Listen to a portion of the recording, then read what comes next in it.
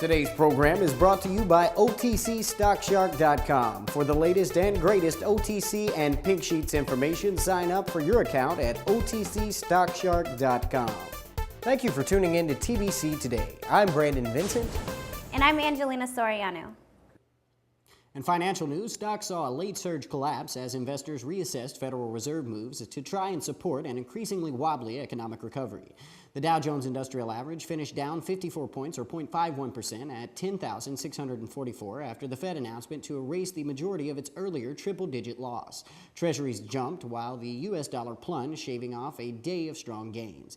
At the end of their one-day policy meeting, Fed officials said they would reinvest the proceeds from expiring agency debt and mortgage-backed securities into treasuries to keep long-term borrowing costs for businesses and consumers low.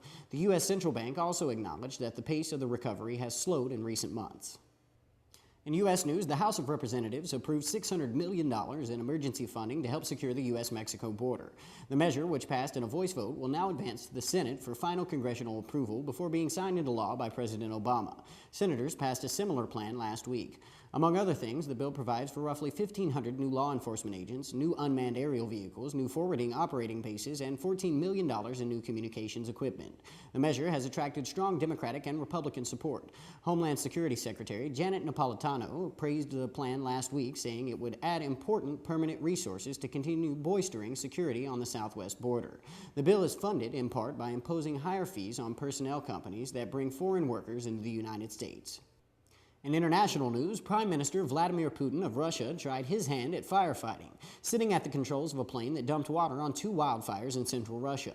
Mr. Putin's hand-on approach to combating deadly fires, which have threatened Russian nuclear facilities, came just days after he personally responded to criticism from Russian bloggers of his government's handling of the crisis.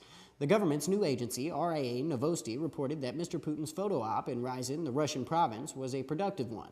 The Russian head of government was the co-pilot for half an hour aboard a BE-200 plane, scooping up water from a nearby Oka River and dumping it on raging forest fires, 125 miles southeast of Moscow.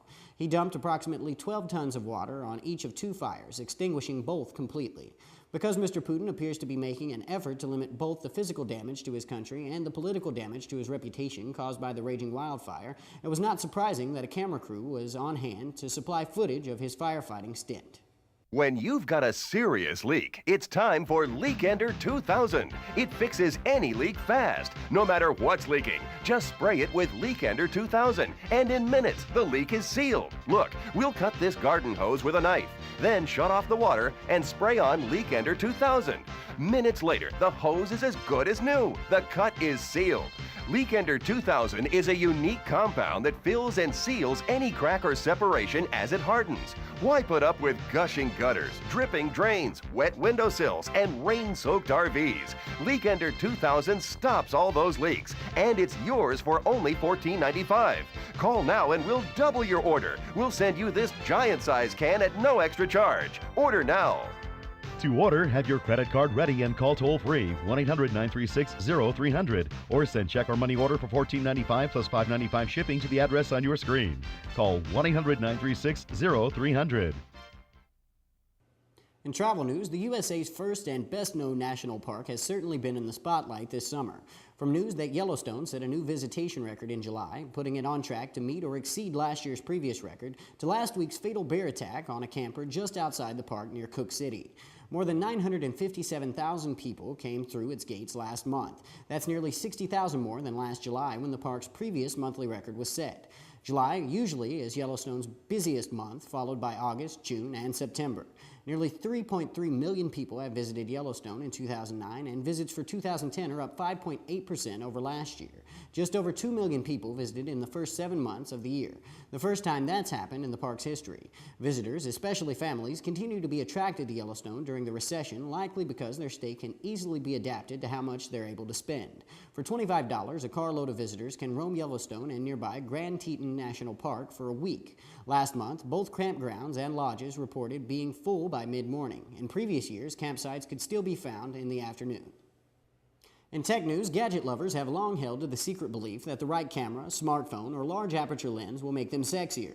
According to OkCupid's survey of 552,000 user pictures, digital SLRs make you look more attractive. Panasonic cameras make you look sexier than Nikon's, while using a flash will make you look 7 years older, and large aperture lenses make you look a lot more attractive. And iPhone users have more sexual partners than BlackBerry or Android owners. By age 30, the average male iPhone user has had about 10 partners, while female iPhone users have had about 12. By contrast, BlackBerry users hover around 8 partners, and Android users have a mere 6. As the blog's author rightly observed, finally statistical proof that iPhone users aren't just getting screwed by Apple. That should give iPhone and iPad users some comfort for being considered selfish elites, as other recent surveys found. OkCupid has been analyzing behavior of the site's millions of users for some time and has discovered many interesting tidbits. People tend to lie on their profiles. People's political preferences change as they age, and men can increase their chances of getting a date by being open to date older women. The site's massive data set, huge volume of activity, and interesting slicing and dicing combine to produce some keen observations on human nature.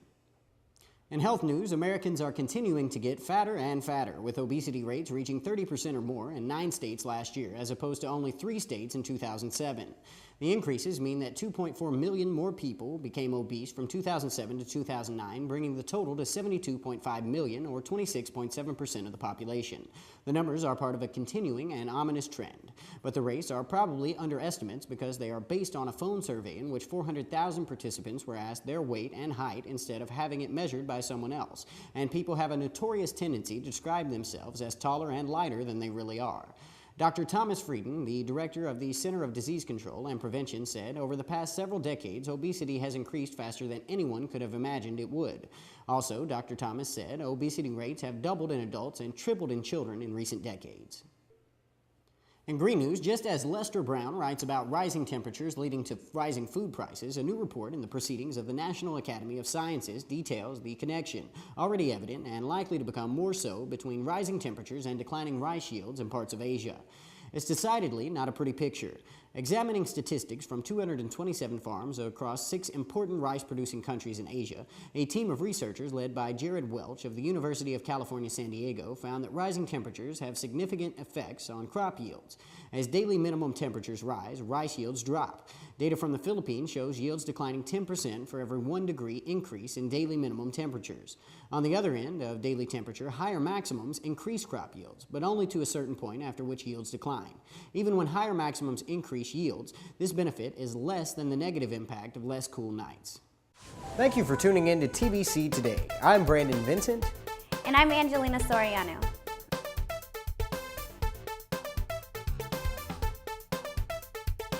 The makeup in today's program is provided by MAC Cosmetics.